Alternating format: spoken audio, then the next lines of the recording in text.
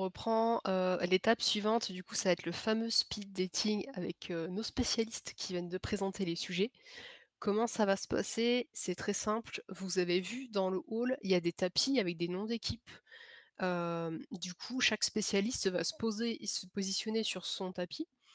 Si vous avez oublié le nom de vos équipes, on va le remettre rapidement, dans le chat. Sinon, je vais vous mettre le lien carrément de listing des équipes. Comme ça sera plus simple. Hop, hop, hop, on fait ça en direct. Je vous copie le lien et je vous mets ça dans le chat. Du coup, le nom des équipes. Voilà, comme ça vous avez tous accès en lecture dessus. Donc ce qui va se passer, chaque spécialiste va se positionner sur son tapis. Ils n'ont pas besoin de bouger. Ce qui va se passer, c'est que je vais vous partager un deuxième document que vous pourrez ouvrir sur un deuxième onglet. Dans tous les cas, ce lien-là, on va le mettre dans le chat et vous l'avez en accès sur les bornes dans le hall. Je vais vous le partager, comme ça, vous allez pouvoir voir. Hop! Comment ça se passe? Donc il faut imaginer que ceci est un tapis. Donc on voit que pour le tour 1, Ceci donc, est un sur le tapis. tapis où sera Solène, on va retrouver Fantôme Apparent en game design, moi-même en graphiste. Du coup, Vincent, Antonin, à chaque fois, vous avez votre nom pour vous dire où est-ce que vous allez vous positionner. À la fin d'un tour, Paul va venir ou moi, on va cocher en fait pour dire que le tour est terminé. On fera une annonce vocale et à ce moment-là, toutes les personnes qui sont censées bouger regarderont tour 2 où est-ce que je me situe. Moi, je vois qu'au tour 2, bah tiens, je suis sur le tapis en coup, et ainsi de suite. Est-ce que c'est OK pour vous? Ou si vous avez des questions, Est-ce que c'est n'hésitez pas bon à mettre pour dans le vous? chat ou à venir prendre la parole.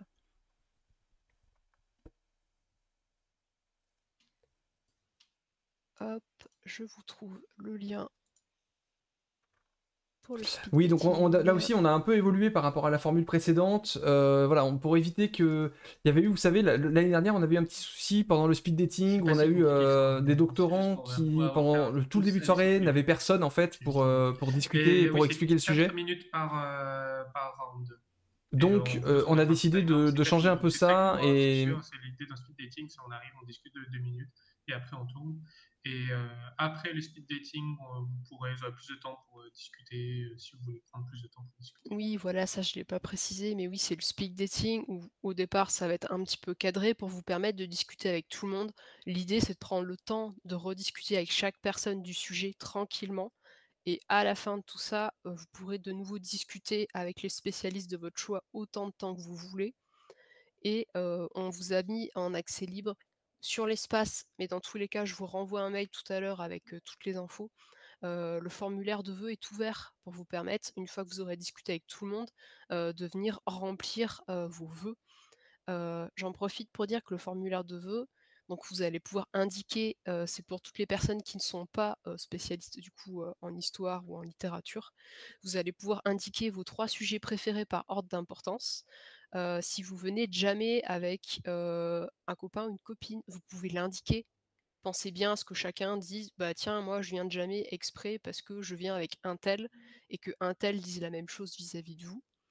Vous allez pouvoir exprimer quel est votre niveau. Si vous êtes débutant dans votre domaine et que vous souhaitez être, on va dire, sécurisé avec un autre profil dans le même domaine que vous, mais un petit peu plus expert ou pas. Et nous, sur la base de ces réponses, on fera au mieux pour essayer de répondre aux souhaits un petit peu de tout le monde dans la mesure du possible. Ouais, on va faire les classes, quoi. Comme à Sur l'école, ce, on va faire les je vous classes. invite à vous rendre dans le hall et on va pouvoir attaquer la suite. Oui, quelle durée par tour? Du coup, ce sera 4 minutes. Oui. Et du coup, oui, pour le formulaire de vœux, on vous remettra le Aucun lien. problème. Ouais, précise juste que c'est, on est en live sur Twitch, mais je pense qu'il n'y a aucun problème.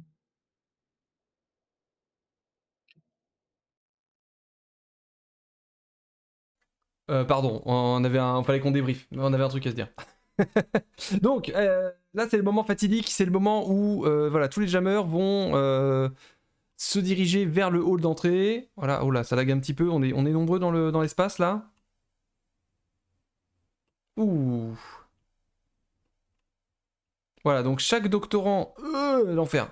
Chaque doctorant va se mettre sur son tapis, voilà, qui lui a été attribué. Vous avez vu, on a créé des équipes qui portent le nom de divinités liées à la mort dans différentes cultures. Bon, on s'est pas mal trituré la tête pour le nom des équipes, on a hésité, puis finalement on s'est dit qu'avec le thème des rendez-vous de l'histoire sur les vivants et les morts, ça paraissait être le plus cohérent, le plus logique peut-être aussi pour tout le monde. Donc voilà, comme l'an dernier, bah, il va y avoir du coup des tours de discussion entre les différentes personnes qui vont composer les équipes. Mais comme on avait eu le problème l'an dernier de doctorants qui pendant assez longtemps, en fait, personne n'était venu les voir, alors que, ben, vous l'avez bien vu, hein, il y a des sujets qui plaisent beaucoup, il y a des sujets qui plaisent un peu moins, il y a des sujets qui tout de suite répondent soit dans l'imaginaire des gens, soit qui, bah, en fait, le doctorant a réussi à mieux le vendre ou à mieux l'expliquer, donc forcément, voilà, il y a l'idée que ça intéresse plus. Et l'an dernier, on avait eu un ou deux doctorants qui étaient comme ça un peu gênés parce qu'ils étaient tout seuls sur leur tapis, comme ça. Personne veut s'occuper de mon sujet. Je suis seul. Et venez me voir, s'il vous plaît. Voilà, donc pour éviter un peu ce sentiment de solitude. Et c'est pas parce que personne n'était venu les voir qu'ils n'avaient pas eu d'équipe. Ils avaient quand même eu une équipe. Et ils avaient d'ailleurs réussi à faire de très bons jeux. Donc c'est pas forcément ça qui fait que le jeu est bien ou pas, que le jeu réussit ou pas. Mais c'est pour éviter ce temps d'attente et cette sensation en réalité faussée d'abandon qu'on a décidé de changer un peu notre fusil d'épaule. Alors, qui c'est qu'on va voir, nous? On peut aller voir des gens. Qu'est-ce qui vous intéresse? Vous voulez aller voir qui en premier? Est-ce qu'il y a un sujet de test qui vous intrigue plus que l'autre? Dites-moi, je vous suis sur ça, hein.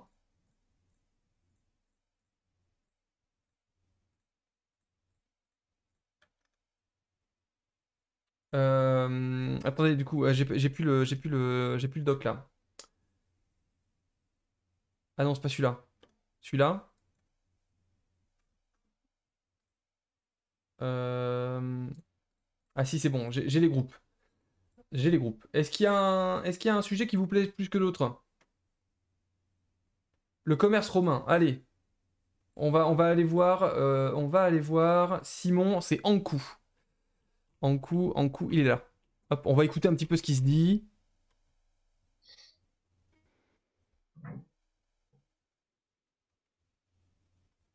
À moins qu'ils se disent rien. Je suis en caméra.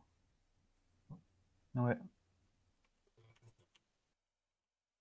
Oula, ça lag. Bonjour. Bonjour à tous. Je suis là en discret là. Bah écoutez, je sais pas. Oh, ils sont pas bavards. Ils sont pas bavards.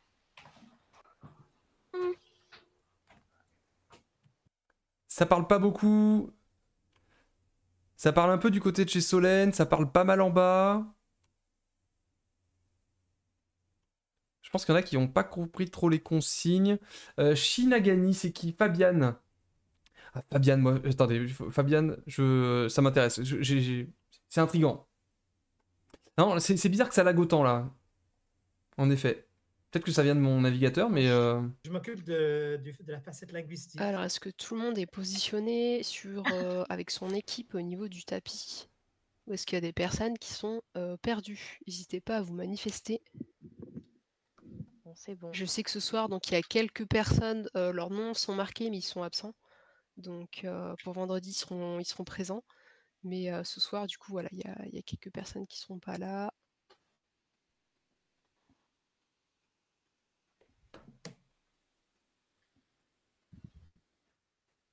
Ok, bah si c'est tout le monde pour tout le monde, je vous propose, je vais lancer le chrono moi sur mon téléphone et puis Ouais, on va je pouvoir commence. commencer à lancer le tour. Ouais.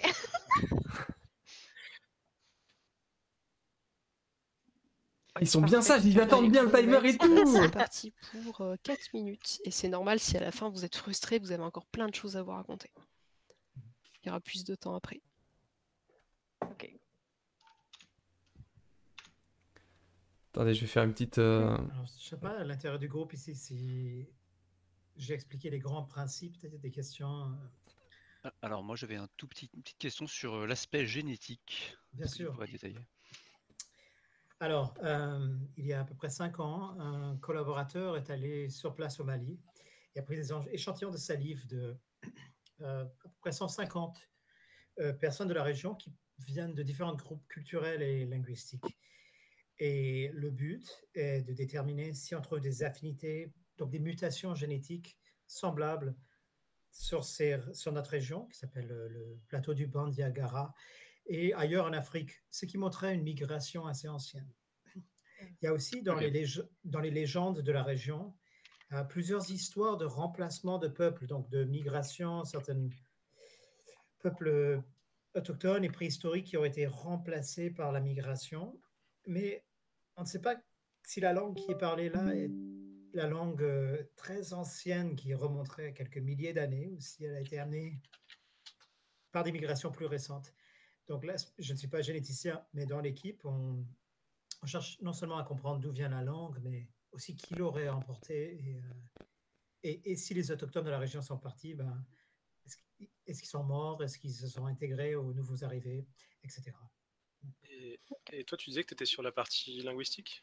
Donc, je suis surtout sur la partie linguistique, historique et anthropologique à un certain degré, mais mon travail, après le jeu peut toucher à plus d'aspects, mais je compare les dialectes et les langues qui existent pour reconstruire leurs états antérieurs. Donc, quand on regarde toutes les variétés du français qui existent aujourd'hui, on peut reconstruire du moyen français, plus ou moins. On peut, par la variété aujourd'hui, tenter de savoir ce qui s'est passé. Un exemple, la ville française de Dieppe, elle est cogna, donc ça veut dire qu'elle a la même origine que le mot anglais deep, qui veut dire profond, parce que le port de Dieppe est profonde. Donc les bateaux peuvent s'y mettre, et ce nom est un nom viking.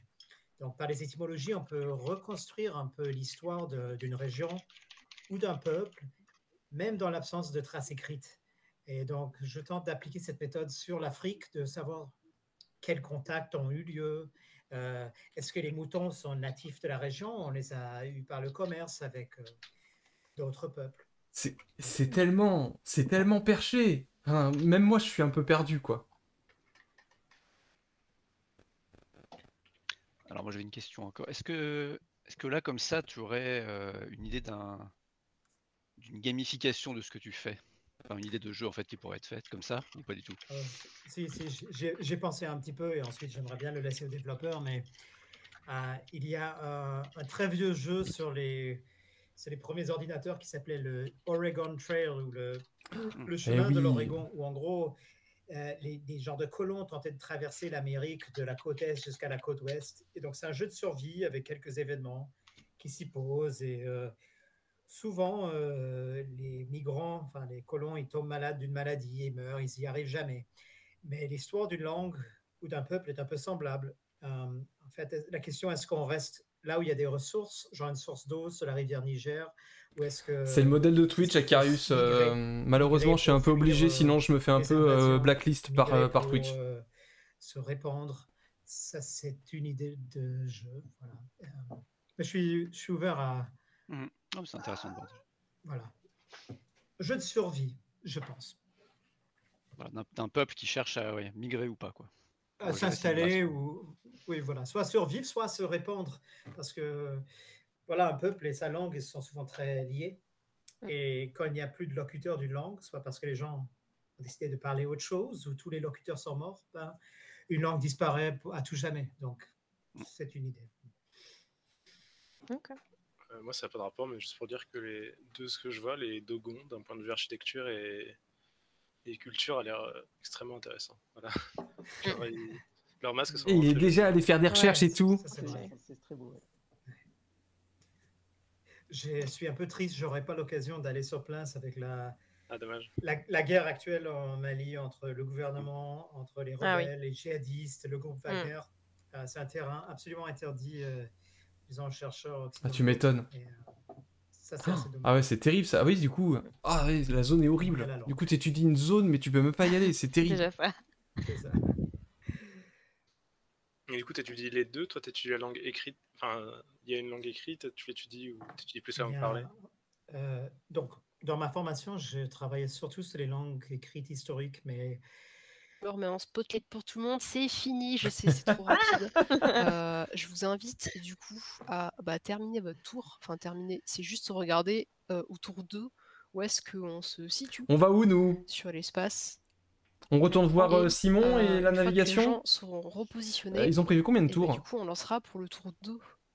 Je Attends. sais, c'est très très rapide. C'est 8 justement le tours, but du normalement, on a le temps de speed date, tout, vous mettre on a un le temps de peu tout en voir, mise en normalement. bouche sur les différents sujets avant d'aller plus loin. Et vous inquiétez pas, à la fin, vous pourrez évacuer votre frustration en allant discuter avec les uns et les autres plus facilement. Allez, nous on se décale. Par contre, c'est chiant que ça lag comme ça. Oh là là. Je sais pas si c'est mon PC qui ramouille ou quoi, mais...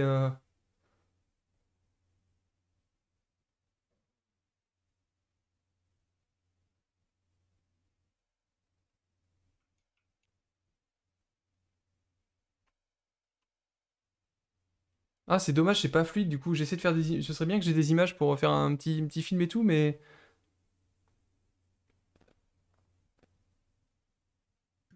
Je suis sûr, en coup. Allez, nous on va c'est aller voir parti, Anubis. je lance le chrono, comme tout à l'heure, à peu près Ok. 4 minutes. Hein. On fait ça plus ou moins Ça marche. fidèlement. 4-5 minutes max. C'est parti. Ok. Ouais, je sais, je suis pas un grand graphiste, mais j'aime bien. Pas de soucis, pas de soucis. Alors, Solène. Je pense juste pour bien me rappeler. Oui, Histoire des femmes à Padoue à la fin du Moyen-Âge.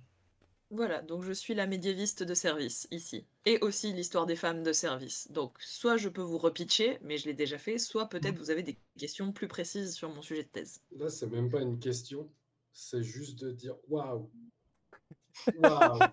Non, vraiment, le truc médiéval, bon, c'est un peu classique, en mode on aime un peu tous, etc. Donc là, je sens, ok, cool. Et là, l'histoire des femmes, la question du genre, je sens, rien que pour ça, oui, je vous veux dans mon équipe. Je vous veux bien dans mon équipe aussi, si vous voulez. Hein. Non, c'est ça. Non, en vrai, le sujet, le pitch était très clair et très passionnant. Ça donne lieu à plein d'idées.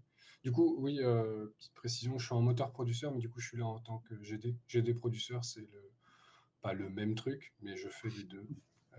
Du coup, producteur, c'est gestion d'équipe, en gros. Voilà. Ok, très bien. Voilà. Je sais pas à quel point tu es familier avec les jeux vidéo.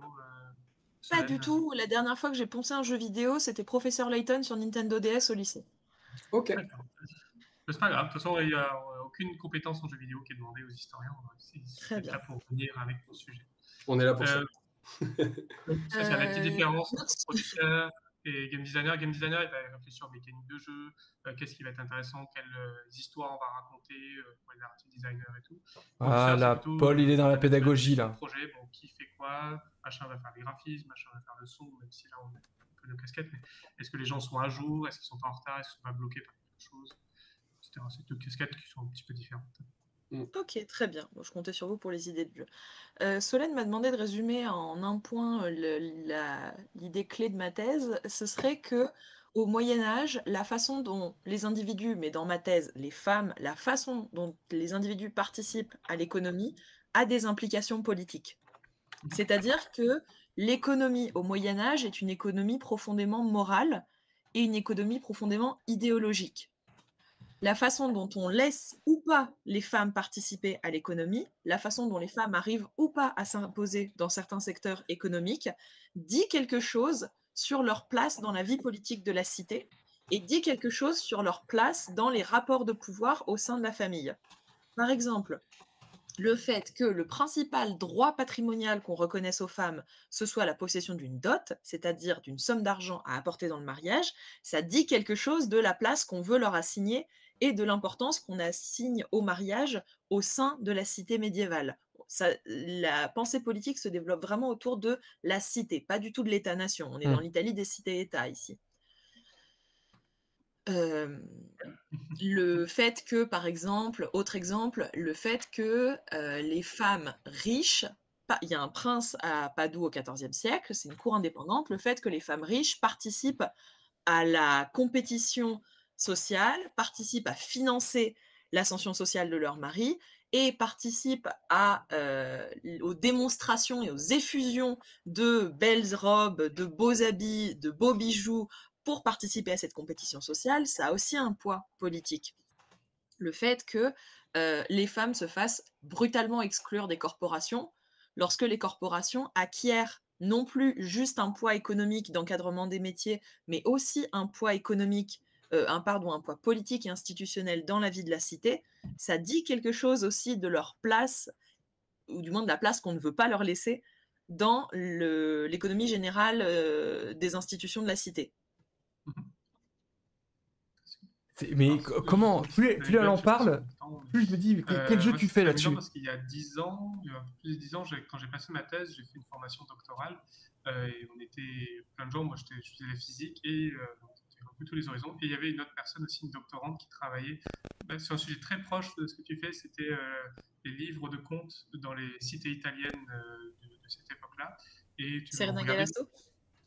J'ai oublié son nom, mais c'est une fille qui a fait sa thèse en 2012-2013 sur ce sujet-là.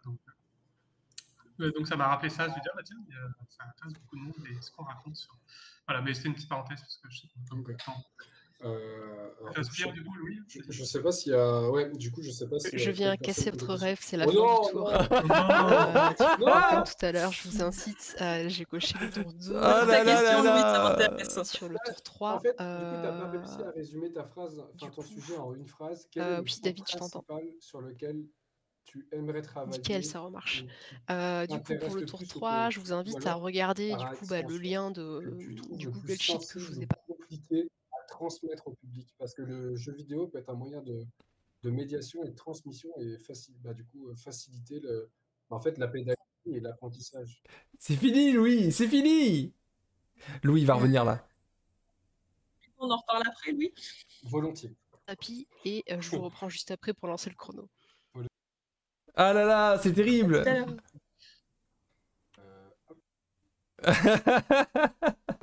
3, où est-ce qu'il est? Hop, ah bah Shinigami, c'est bon. Ah, cool. Ouais. Est-ce que je tente de relancer Getter? Je sais pas, je suis pas sûr. Vers un Google Sheets et dessus, si tu Mais je suis pas sûr que de le relancer, ça soit bien une bonne strat. Deuxième onglet qui s'appelle les tours position des gens. Et dessus, où est-ce que je vais... Attendez, j'essaie... Est-ce que ça pourrait venir de là? Qui est trop donc? Ouais. Et du coup, moi, je suis où sur Non, ça vient pas de là. C'est bizarre parce qu'il n'y a aucun lag de la part des visios et tout. C'est le deuxième tapis. Allez, on va voir une coup. Allez, c'est parti, je lance le chrono. Et puis bah tout à l'heure. Du coup, c'est qui? Allez Simon, vends-nous du rêve.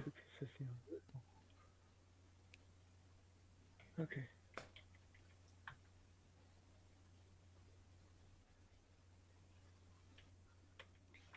Bonsoir Simon. Bonsoir. Bonsoir. Alors moi c'est sur le commerce à l'époque romaine. Est-ce que vous avez des questions?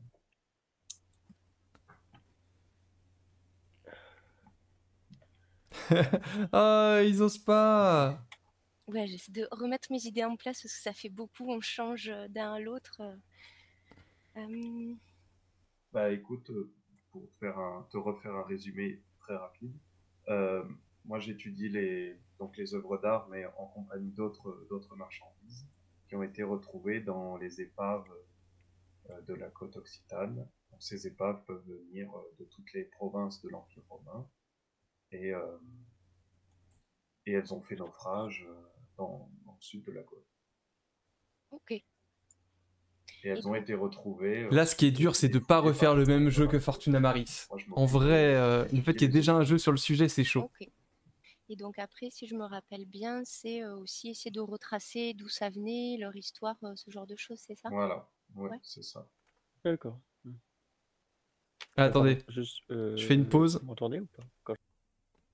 Attendez, je cut mon micro 2 secondes.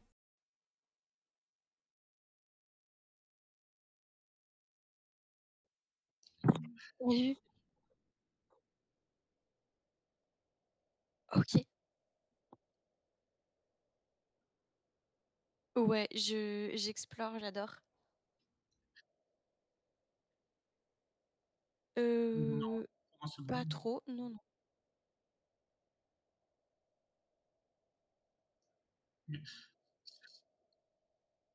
Ouais, si tu rentres dans un tapis, normalement, ça devrait être mieux.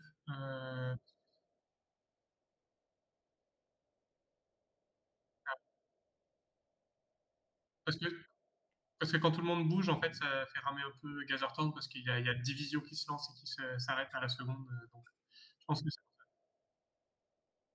Oui, au moment des changements, ouais, ouais, c'est normal. Ouais, voilà. Là, Ouais, et je suis un peu paumée, hein. Je te disais, j'explore parce que, voilà quoi, c'est la première fois que je vois ça et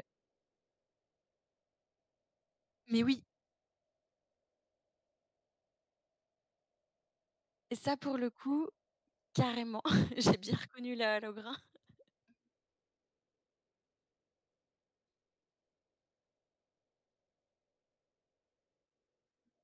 Ouais, cool. Mmh.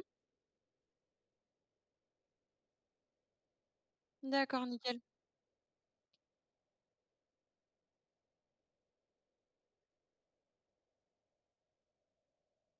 c'est un petit peu adapté par rapport à la réalité, juste pour des questions pratiques pour faire la game jam. Mais sinon, les plans, ils restent assez similaires. OK. Est-ce que tu as vu la présentation des sujets?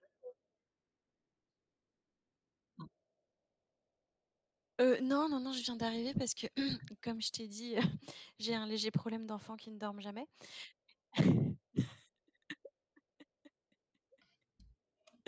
Donc ouais, je viens d'arriver, je me suis un peu baladée avant de trouver que tout le monde était au speed dating et voilà.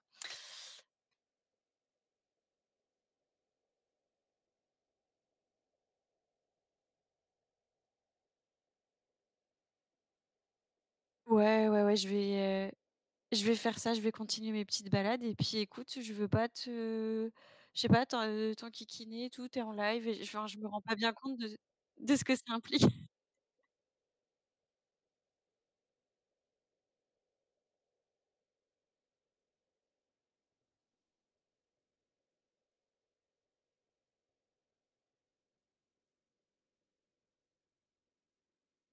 Ouais, ouais, ça marche.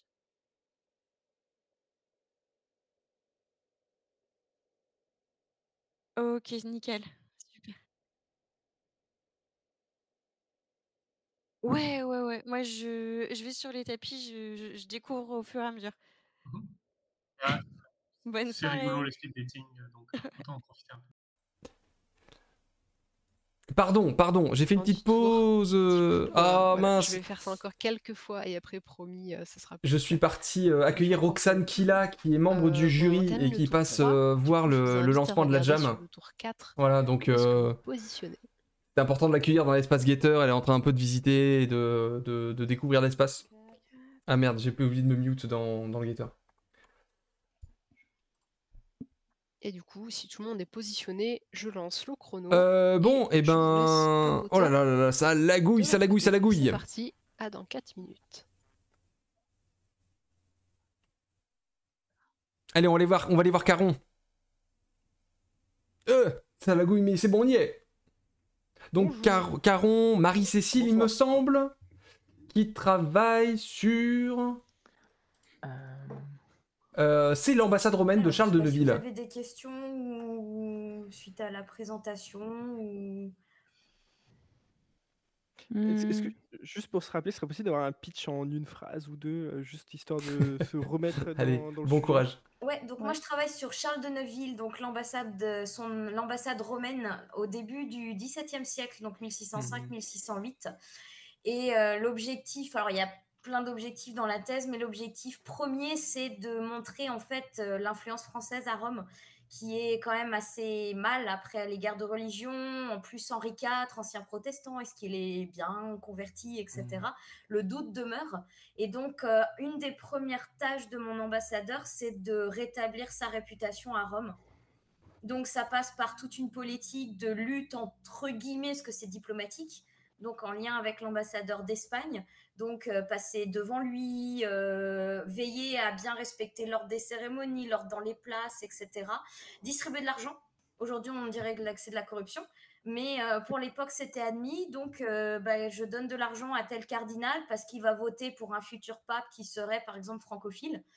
Les Espagnols, eux, pratiquaient déjà ça depuis très longtemps. Et eux, ils pratiquent vraiment ça depuis... Akarius, je les sais pas Français si... commencent Est-ce que à tu peine à penses à s'y la même mettre. chose que moi? Donc Charles est chargé de bien distribuer l'argent. Et l'étape finale, c'est cette statue que je vous ai montrée dans la présentation, donc la statue du roi Henri IV. Et donc c'est une idée que Charles soumet aux chanoines du Latran qui voulaient remercier Henri IV. Et les chanoines du Latran, Charles dit aux chanoines, pourquoi pas une statue? Puis eux, ils font une sacrée bonne idée. Et donc ils la reprennent pour eux. Après, il y a plein de problèmes techniques, ça coûte très très cher, ils doivent emprunter de l'argent. Et quand il doit partir en 1608, la statue n'est toujours pas mise en place. Donc ils décident de mettre le socle. Donc Charles de Neuville n'a jamais vu la statue au-dessus. Et un socle très gros, moi j'ai eu l'opportunité de le voir, c'est un socle qui est complètement démesuré par rapport à la statue, mais en fait c'est juste un énorme bloc de marbre. Et on a comme ça, ça a été tellement c'était tellement difficile de le mettre, on s'est dit non, on n'a pas envie de le bouger. Et il y avait Un plus qu'à mettre la personnage qui doit statue interagir dessus, avec en d'autres effet, il y a eu personnages pour aucun les souci. convaincre d'action, qui peut à la fois les convaincre par l'autre, mais aussi leur donner, distribuer de l'argent. Après, il y Je a vois plein d'autres tellement un histoires, mais vraiment, romanizer-like sans ça, déconner. c'est vraiment l'objectif principal de mon travail. Pour... On pourrait faire un gameplay en mode règne avec des cartes et par Oui. exemple dire qu'il y a les piliers de réputation, il y a le pilier économique et le pilier politique et que selon comment tu décides de swap ta carte, et ça te fait avancer et tu augmentes ta réputation et du coup on peut C'est intégrer ça. des petites histoires comme le truc de la statue. Et après, on négocie aussi beaucoup avec les sentiments à cette époque-là, parce qu'il n'y a Oh pas là de là, il y a la pratique dimension sentimentale. Mais oui, exactement. Ah, la Gaïa, elle est à Et fond en là. fait, on pratique selon la vie de cours et les manuels de vie de cours inventent une manière de comportement. Donc, visage impassible, pas montrer ses sentiments, ou au contraire, induire en erreur. C'est-à-dire, par exemple, les pleurs à ce moment-là sont très utilisés. Pleurer, c'est Par contre, admis, l'erreur qu'elle a faite, c'est de même dire le truc. Elle aurait pas dû dire le truc. montrer sa colère ou quand l'autre est en colère, c'est de l'entretenir. En disant, tiens, Oh ouais, c'est tellement fort ça. Mais un jeu à jauge. Un jeu à jauge. etc. Et un jeu d'équilibre à maintenir. Enfin, L'idée de Gaïa, effectivement, Reign, le concept d'un jeu. Tout le monde connaît ici le jeu Reign. Oui. mais vous êtes pas encore à cette étape-là, les gars. Vous êtes pas encore à cette étape-là. Gardez vos idées, gardez vos Ça idées. correspondrait bien. C'est pas maintenant. L'avantage, c'est que du coup, ça sera un scope pas trop gros, mais qu'on pourra faire l'histoire en entier si on veut et rajouter des petits détails. Pour la prog, ça devrait être faisable, je pense. Alors, proc, ça doit être faisable. La grosse question, ça va être comment faire en sorte de designer le côté pour que vous, on va dire les game designers et même les personnes qui sont très au courant de l'histoire, puissent modifier facilement, puissent Et oui. mettre vos propres. Je sais pas si vous avez envie de rajouter un choix avec une anecdote ou une histoire en rapport avec. Et oui. Ah, j'en ai des anecdotes. J'imagine, voilà.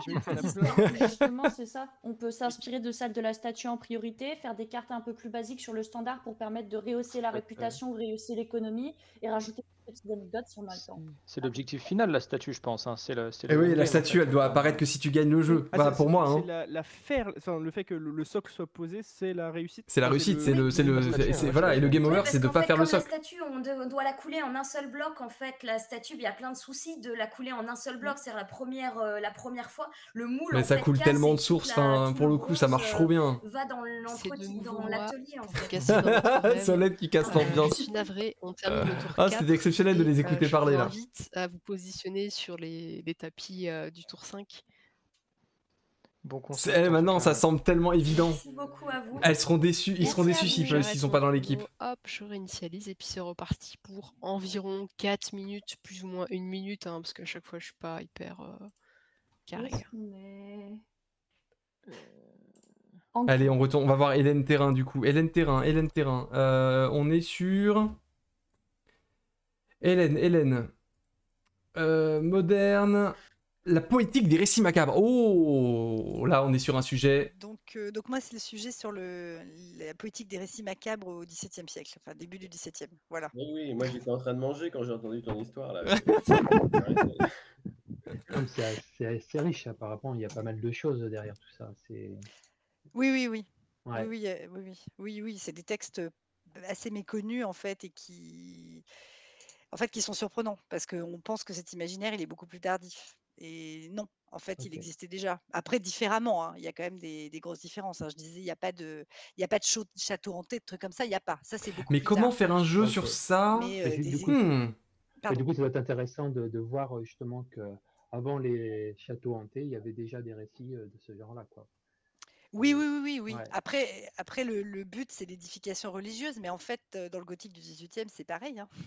Il y en a aussi, hein. J'ai une idée. Mais bon, J'ai par une contre, oui, il y idée. a, Attends. je disais, C'est les il y a un prêches, il y a jeu. vraiment un prêche avant le texte Le et après piège, le c'est de texte, faire un avant l'histoire WarioWare. de gore, et après, il y a vraiment des prêches pour bien montrer que le méchant est puni à la fin, etc. Mais bon, l'époque y oblige, quoi, aussi. Moi, Puis c'est c'est écrit par des évêques, quand même, souvent. des sortes de contes moraux, en fait.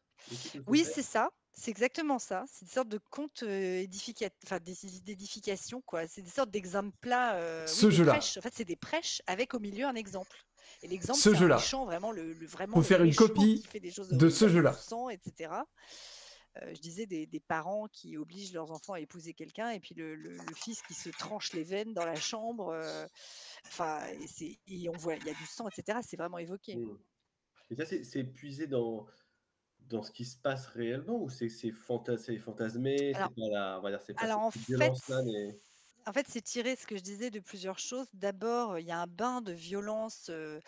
En fait, mes auteurs, ils écrivent au début du XVIIe, mais ils ont vécu à la fin du XVIe. Et en fait, les souvenirs, les guerres de religion, c'est présent, quoi. Ils ont vu la Seine gonflée de sang, etc., gonflée de cadavres, etc. Enfin, Oh, c'est trop quand dur même en une 48 période heures, t'abuses. très très gore, hein, les pestes aussi.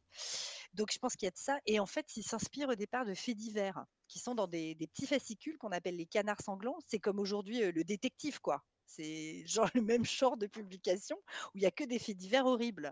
Et eux, en fait, ils s'inspirent de ça pour faire des prêches. C'est assez curieux comme mélange. Et puis des minutes de procès des sorcières. Alors, Il n'y a pas aussi des procès Seb, on y d'animaux pense, et on fera une annonce dans pas Alors longtemps. moi, Ouais, je sais pas du ok. tout. Pas du tout. Ça fait pas du tout partie de mon corpus. Mais Ok. des sorciers et des sorcières, il y en a plein, ouais. Hmm. Et eux, ils y croyaient, hein. C'est pas pour eux, c'est pas des légendes, hein. C'est au contraire parce que Ouais, c'était l'existence des... efficace. Ah C'était efficace, du coup, c'est... Oui. Ouais. Oui, Et puis du coup... oui, pardon. Non, vas-y. Non, je sais plus ce que je voulais dire du coup. C'est pas grave. Ouais, moi, j'allais poser la question, oui, d'aller piocher aussi dans les rites païens ou dans les traditions païennes pour ces trucs-là où ça restait uniquement les faits divers et... Alors, ce qui pourrait piocher dans les rites païens, c'est la démonologie, en fait, ce qu'ils ont fait avouer aux sorcières. Ouais. En fait, il faut bien savoir que ce qu'ils faisaient avouer aux sorcières, c'est les juges qui l'inventaient, hein. C'est pas les sorcières, hein. Ils leur faisaient répéter tout le temps la même sauce, en fait, tout le temps la même histoire, mais c'est les juges qui ont inventé cette fiction. Et là, effectivement, on trouve là-dedans un souvenir de rites païens, de mélange, parce qu'elles se mettaient des graisses pour s'envoler la nuit et rejoindre le diable et faire des trucs pas possibles avec lui. Enfin bon, bref. Donc, oui, là, il y a du païen. Et puis, moi, je fais des recherches aussi sur la mort, parce que dans le macabre, les danses macabres, c'est païen, en fait, plus ou moins. Enfin, c'est cette personnification de la mort. Et bon, pour l'instant, j'ai rien trouvé, mais il y a quand même ça un peu. Des fois, ils parlent à la mort quand même comme une personne. Enfin, oui, il y a un peu de Ok. ça. Enfin, Et c'est en ancien français, enfin, c'est... non, c'est en français du XVIIe. Ok. Donc c'est en français avec plein de fautes d'orthographe. La langue de Molière. Ah, ok, d'accord. Ah oui. C'est la même, mais bon, ça veut dire que la graphie est pas la même. Oui, il y a une graphie très belle avec des mots qu'on peut pas. Enfin, moi, j'ai mis du temps à y arriver à lire Le fluently. S, le F, tout. C'est ça, Ouais. exactement. Et l'orthographe est pas stable. Ah oui, c'est ça. En vrai. Oui, c'est vrai que ça, on oublie, mais qu'en fait, l'orthographe a été fixée dans Ouais, le marbre. la langue de Molière, c'est faux de ouf en fait. Hein. En fait. Bien plus tard, ouais. Oui, ça rentrait humble en fait. Hein. Ouais. Mais ça, c'est un truc à mettre absolument. Enfin, Ouais, moi, c'est je ça. veux des fautes d'orthographe dans ce jeu. Enfin, s'il y a du texte, il faut des fautes d'orthographe. Oh, c'est hyper intéressant. Hyper intéressant. Bonne soirée. Je vous invite à regarder votre position sur les tapis pour le tour 6. Attendez, j'essaie de me déplacer. Voilà, je voudrais avoir ça pour... Et je vais relancer le chrono pour le tour 6. C'est parti. Hop, je démarre. On va aller voir Morrigan. Morrigan, c'est Denis, donc ça doit être les bateaux, culture matérielle au 17e culture... culture des marins. Voilà, c'est le bazar, tout le monde est en train de bouger là.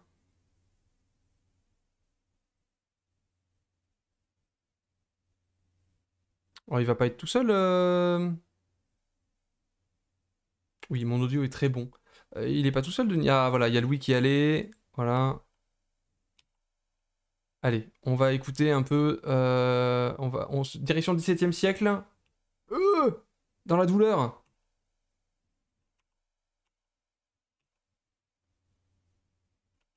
Je vais me foutre un peu au fond. Est-ce que vous voulez que je Voilà. représente mon sujet? Parce que vous avez entendu plein de choses, j'imagine. Ou est-ce Alors que moi, vous avez d'abord des questions? moi, ce que j'ai retenu, c'est la culture matérielle des marins au XVIIe siècle. Donc, c'était de l'ordre de leur possession, de ce qu'eux possèdent. C'est pas ça, si? Si, alors pas forcément les objets personnels qu'ils possédaient eux-mêmes, mais les objets qu'ils manipulent sur le Ok. bateau. C'est aussi le vêtement qu'ils vont porter sur le dos, c'est tout l'univers matériel en fait qui les entoure. Et ouais, il me semble que c'est une bonne porte d'entrée pour vraiment s'intéresser au quotidien de ces hommes qu'on connaît assez peu. Parce qu'en réalité, les capitaines, quand ils faisaient un rapport ou quand ils écrivaient leur mémoire, ils parlent beaucoup de leur destination, de quelques batailles, d'événements rocambolesques, mais le quotidien de ces hommes, qui est un quotidien extrêmement, c'est une expérience assez brutale, et puis c'est un moment décisif, c'est des millions d'hommes qui vont partir chaque année pour des mois de navigation, qu'ils fassent la course, la pêche, etc. Donc il y a quelque chose qui se passe à un moment-là dans les rapports sociaux, dans les rapports du travail, et pour ces hommes qui n'écrivent pas, qui parlent peu, cet objet voilà, va finir par les identifier. C'est un peu ça que je traque derrière cette idée de culture matérielle. Mais du coup, tu cherches les objets ou alors tu les traques leur présence dans des écrits. Ou tu fais les deux peut-être, je sais pas. Oui, c'est ça. C'est-à-dire que en fait, les archives judiciaires que j'utilise, elles sont assez étonnantes pour ça, parce qu'elles vont décrire de manière accidentelle une scène de la vie quotidienne. Ok. C'est ce que je disais un petit peu tout à l'heure. C'est-à-dire qu'on va avoir des scènes qu'on ne trouve pas dans d'autres sources écrites, ou très peu. Un agonisant, quelqu'un qui prie, une scène de repas, pourquoi ils se disputent pour leur gamelle, etc. Et puis, l'objet va venir donner un peu d'épaisseur à ce récit d'archives. Et les archives elles-mêmes, elles vont donner du geste, du mouvement à l'objet qu'on va retrouver dans les épaves. Et en fait, cet intérêt qu'ont les archéologues sous-marins pour les objets, les petits objets, c'est assez nouveau. Avant, on s'intéressait aux architectures des bateaux et puis aux canons, etc. Maintenant, c'est intéressant et mouvant de retrouver la gamelle, le couteau, le peigne. C'est ça qui m'intéresse.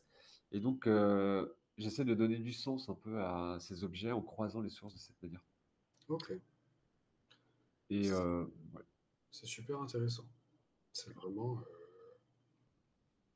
Et du coup, il y a une recherche de l'origine des objets. Exemple, le peigne, est-ce qu'on peut remonter jusqu'à son propriétaire ou pas?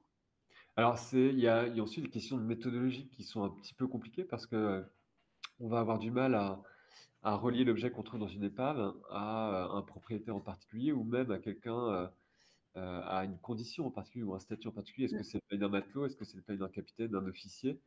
On peut faire des déductions, mais c'est très compliqué. Ça dépend beaucoup des sites archéologiques eux-mêmes.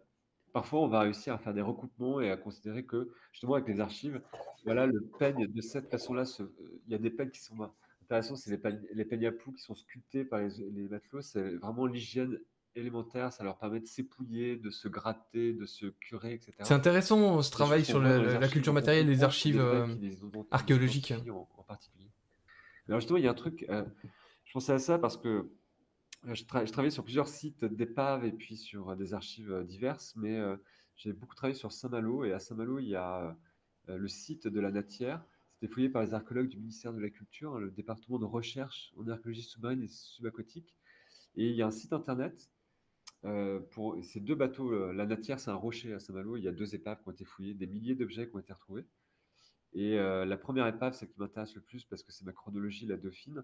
Vous avez une reconstitution 3D sur le site du ministère de la Culture, et puis une partie des objets qui ont été retrouvés, qui donnent tout de suite peut-être plus de visuel à ce que je raconte là tout de suite. C'est-à-dire qu'on voit ces objets, ces armes, ces gamelles, ces bouteilles, le tabac, les pipes, les choses comme ça qu'on retrouve sur ces épaves. D'accord. Ok. C'est très clair parce que je. Si, non, mais c'est vrai que c'est très intéressant. Et du coup, par-delà, de voir qu'est-ce qu'on peut. Voilà, Vous cassez vos rêves. Désolée. C'est la fin du tour. Du coup, je vous invite à vous positionner sur le tour 7. Et je lance le chrono. C'était super intéressant. Merci beaucoup pour ce peu de temps et j'espère à très vite. Merci. À bientôt. Bon courage. Alors, il nous reste Perséphone et Thanatos, il me semble, parce que Fabian, on l'a fait en tout début. On va attendre que voilà, les jammers commencent un peu à discuter entre eux, parce que j'ai pas envie d'être le premier arrivé sur le tapis.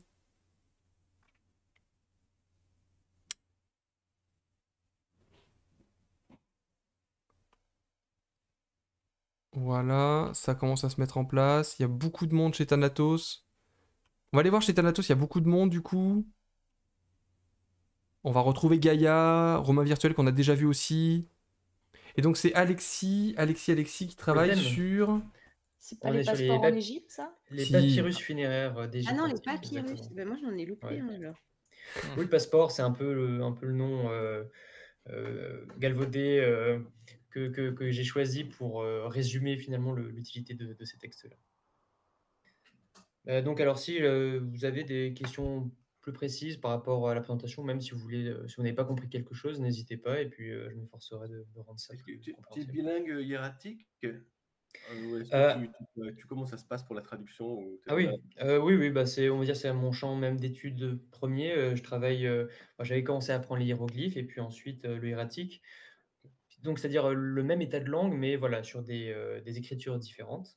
À cette époque-là, en fait, et sur ce type de texte religieux, on est sur un état de langue qu'on appelle l'égyptien de tradition, qui pourrait être un peu comparé au latin d'église qu'on a au Moyen-Âge, c'est-à-dire vraiment un latin qui n'est pas forcément parlé dans la vie de tous les jours, mais que voilà, des ecclésiastiques, des spécialistes connaissent, étudient, continuent de compiler.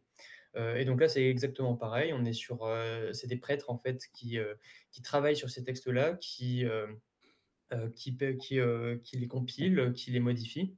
Dans les ateliers de scribe, en fait, on est vraiment sur comment dire, des pratiques intellectuelles toujours renouvelées, c'est-à-dire qu'on va toujours vouloir modifier le texte s'il y a des incompréhensions, si on peut clarifier tel ou tel passage d'une formule. Voilà, c'est tout à fait possible, on est encore capable. Il y a encore un travail vraiment actif sur ces textes-là.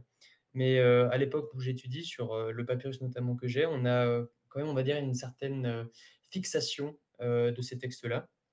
On a ce qu'on appelle une sorte d'ordre canonique qui va rester à peu près stable de ces textes funéraires. Ok.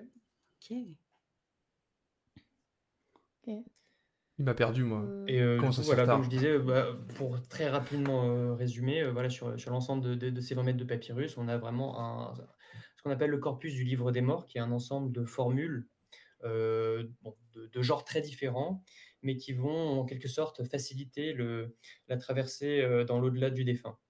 Ça va être autant des formules, par exemple, de transformation, qui vont permettre aux défunts comment dire, de se transformer en différents types d'animaux, enfin, qui vont lui permettre de voler, de faciliter son mouvement, mais également des formules qui vont lui permettre de retrouver ses facultés, lui accorder à nouveau sa respiration, que différents, comment dire, Moi, je pense passages qu'il faut vraiment faire un aident truc, notamment, il faut je jouer pense, sur sur cette la longueur question du de la papyrus. traversée de la barque divine dans le monde souterrain. Enfin voilà, on a tout un ensemble. Je pense qu'il faut qu'il... Alors, c'est pas un WarioWare, mais il se passe des scènes, il faut aller chercher dans le bon paragraphe du papyrus. Il faut le dérouler dans un sens ou dans l'autre pour atteindre la bonne formule. Il y a une certaine fixation. Et par contre, ça pourrait être un jeu de rapidité à la fin. C'est un corpus, c'est-à-dire que c'est pas un rouleau qu'on aurait retrouvé qui conduit Ouais, alors, en fait, voilà, le titre de Livre des morts, c'est un titre qui est dû notamment à un égyptologue allemand au 19e siècle qui s'appelait Lepsius et qui en fait a voulu un petit peu regrouper ce qui pensait être un ensemble cohérent. Et en fait, non. Mais en fait, en vérité, c'est un ensemble de formules qui pouvaient être surtout au départ tout à fait, comment dire, on n'a pas besoin d'avoir toutes les formules. Et en plus, l'ordre qu'on connaît ne devient que canonique en quelque sorte au bout d'un moment. Mais sur les textes, les livres des morts plus anciens, on peut avoir des ordres tout à fait inversés. Voilà, en fait, c'est vraiment, c'est pas du tout un ensemble fixe qui, voilà. Ah. Il y avait comment dire, une interprétation, une sélection effectuée par les scribes, par les prêtres qui travaillent sur ces textes-là. Et donc sur le papyrus que j'étudie, il y a notamment un cas très intéressant qui est l'utilisation de textes rituels, c'est-à-dire des textes qui étaient d'abord utilisés dans les rites du dieu Osiris, qui étaient récités pendant des fêtes. Et le propriétaire de mon papyrus était un des prêtres qui participait justement à ces rites. Et dans son papyrus funéraire, il a rajouté une partie de ces textes qui étaient utilisés pendant les fêtes, mais il l'a adapté à son Alors, bénéfice. du coup, c'est la fin de l'avant-dernier tour. C'est-à-dire qu'il a Je rajouté vous son nom invite à la à place du changer de dieu, tapis pour le dire très tour rapidement. 8 et Sinon, un jeu de cartes, un jeu à pareil, deck un je vais peu, où en lancer fait tu chopes des 4 cartes et en sur fonction des Merci, situations que tu vois passer, tu mets la carte. Et puis après, vous pourrez parler librement. Prochaine fois, je prends la parole, c'est pour vous dire faites ce que vous voulez sur l'espace. Et je lance le chrono. Oh, c'est lent, j'arrive pas à me déplacer. Allez, on va voir Tristan Portier, du coup, c'est le dernier qui nous manque. Et on les aura tous suivis. Donc Tristan qui travaille sur... Ah bah, les récits sont beaucoup moins macabres et beaucoup plus comptables ici. Ah oui, c'est les cimetières On anglais. fait dans les nombres et l'argent. Donc en fait, le cœur de ma thèse, c'est l'idée qu'on passe de ce système où chaque paroisse a son église, chaque église a son petit enclos où on enterre les morts, à un système qui, à la fin du siècle, c'est des gros cimetières salubres gérés démocratiquement par pas des organismes publics tout à fait, mais des conseils élus par les paroisses. Et en fait, c'est un processus qui est très compliqué parce que on essaie assez tôt de le réformer et on échoue beaucoup. Pourquoi ? Parce que à la fin du XVIIIe siècle, on s'est rendu compte qu'il y avait moyen de générer de l'argent avec un cimetière. C'est par horrible. un système de ce qu'on pourrait appeler des microtransactions à l'Ubisoft. Oh oui. Donc, on paye pour faire sonner les cloches de l'église, pour utiliser un cercueil en plomb ou en fer, pour ajouter une pierre tombale. Alors qu'avant, tout le monde avait le droit à son inhumation et tout le monde était logé à la même enseigne. Donc, progressivement, on commercialise le cimetière. Un jeu de gestion de cimetière. Et, Clairement, c'est un jeu de gestion de Ça cimetière. devient problématique quand, particulièrement dans les villes, il y a une explosion de la population. Donc, on enterre beaucoup trop de gens dans des petits enclos ou des petites cryptes qui deviennent très, très insalubres. Et donc, il y a une véritable demande à laquelle une offre va répondre. Avec une gestion de la salubrité ou pas. 1825 à 1850, il y a une vague de création de cimetières privés, gérés par des compagnies privées à but lucratif, qui génèrent énormément de revenus. Comment tu gères ça? Non, mais ça, je pense que tu pourrais pas forcément le mettre. Ce qui m'avait dirigé vers les game jams, parce que je m'étais dit, finalement, ça ferait pas mal comme jeu de gestion. Alors après, c'est pas la seule idée, hein. J'en ai entendu une autre qui m'avait pas mal plu, qui était l'idée d'un agent du chaos envoyé pour saboter le cimetière rival. Salut Truito TV, bienvenue. Mais donc c'est comment est-ce qu'on rend un cimetière rentable, comment est-ce qu'on fait face à différentes contraintes, comme les prêtres locaux qui demandent une compensation parce que le cimetière rival est en train de leur piquer leurs cadavres. C'est horrible, c'est horrible, mais c'est tellement fun. Vol de cadavres beaucoup plus littéral parce que c'est aussi la période des vols de cadavres pour les vendre. Et en fait, dans ton jeu de gestion, si ton cimetière il est en mauvais état, du coup, en fait, il y a des gens qui viennent chercher des cadavres. Et donc, tu perds de l'argent. Plus t'as de cadavres dans ton cimetière, plus tu gagnes de l'argent. Les désastres naturels, les inspections publiques. Donc voilà, il y a tout un tas d'aléas, tout un tas de choix, de pop-ups, d'events qui peuvent être utilisé pour en vrai, il y a moyen de faire un truc, pas un peu procédural, mais... Graveyard Keeper auquel j'ai pas joué, donc je connaissais pas non plus, mais ça a l'air très intéressant, ça a l'air d'être un jeu de gestion de cimetière, ce qui est un petit peu ce que j'avais en tête, effectivement, avec une esthétique victorienne et peut-être, je vais pas dire des choses plus crues. Mais du coup, 48 heures, je pense qu'il faut le faire très simple. Au niveau de l'argent. En fait, tu as des cadavres qui pop dans l'entrée de ton cimetière, il faut que tu les positionnes, etc. Plus tu en positionnes, plus tu gagnes de l'argent, mais ça crée de l'insalubrité. Et du coup, si t'es trop insalubre, on vient chercher des cadavres et du coup, tu perds de l'argent. Ça crée quelque chose d'assez compliqué à partir d'idées assez simples. Et justement, il faut se méfier un peu de ça. Si le jeu de gestion est compliqué, ça va être difficile de développer. Et non, il faut faire simple pour une mécanique. Mais bon, si ça reste très simple... Demandez-moi, j'ai plein d'idées, moi. Pour voir un peu ce que ça peut donner. Mais Et, Bah, et avec ce jeu, j'avais en tête des choses comme de l'attractivité, Ouais. la sécurité Mhm. et Voilà, et la salubrité. les prix, est-ce qu'ils sont trop bas ou trop hauts pour certaines offres. Et par exemple, il y a une idée que je trouvais bien, mais qui à mon avis serait trop, c'est l'idée d'un système de moralité. Ah putain, là, Parce tu vas que, trop par loin là. exemple, Ouais. il y a des choix qui ont, dans la gestion du cimetière qui ont des impacts extrêmement importants sur, par exemple, la population pauvre. Ouais, Et c'est tu vrai qu'il y a n'enterres des pas moyens n'importe qui, n'importe où. d'extraire beaucoup de richesses des populations pauvres, mais ça vient au détriment de la moralité.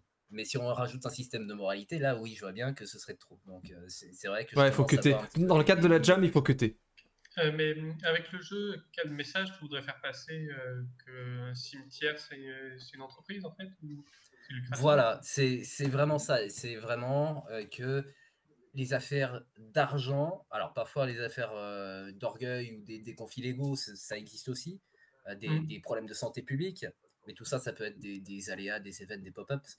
La question principale, à mon sens, c'est la question de l'argent dans la manière dont sont construits et gérés les Le cimetières message, c'est qu'on peut faire du pognon avec n'importe quoi. Je viens vers Exactement, vous, c'est Seb. pour vous annoncer que c'est la fin du speed date en mode 4 minutes par sujet. Maintenant, vous êtes libre d'aller discuter autant de temps que vous voulez en fonction de l'heure jusqu'à laquelle vous pouvez rester.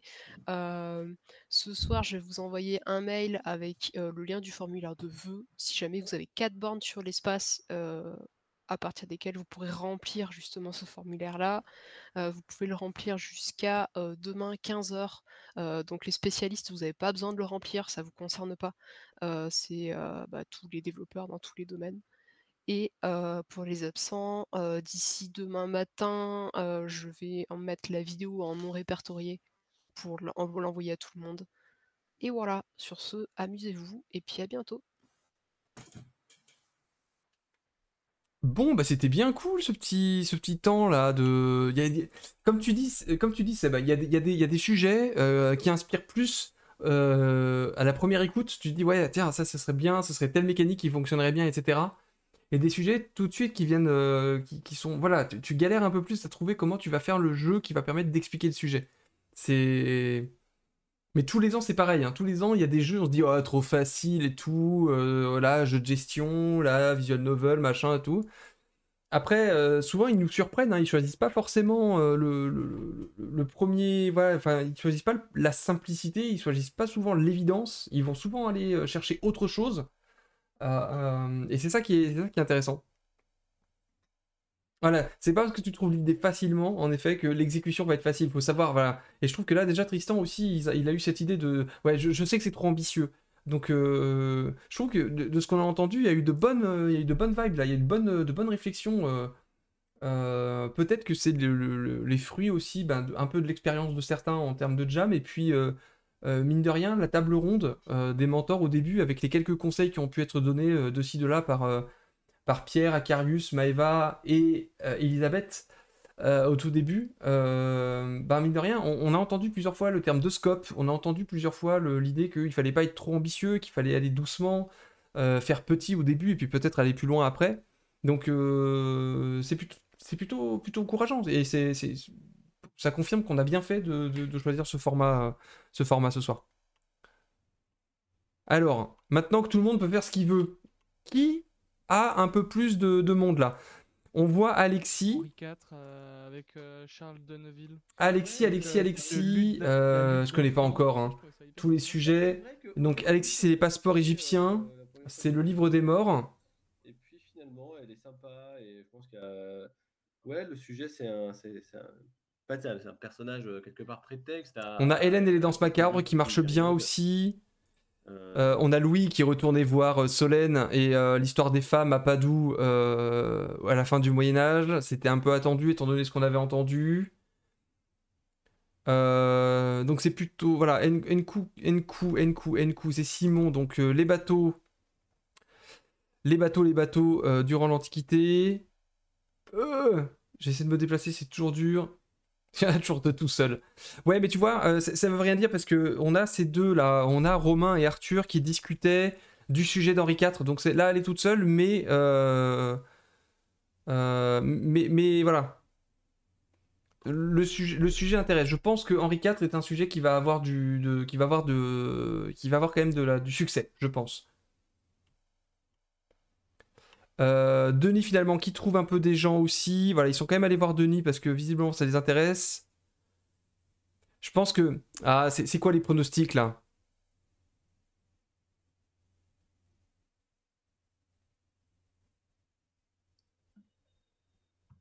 Ah, attends, il y a Paul. Je t'écoute en parallèle sur Twitch. Mais attends, tu vas avoir le décalage. Faut que je... Attends, si je me branche sur Getter, ça va être compliqué pour toi peut-être. Ouais, coupe Twitch peut-être.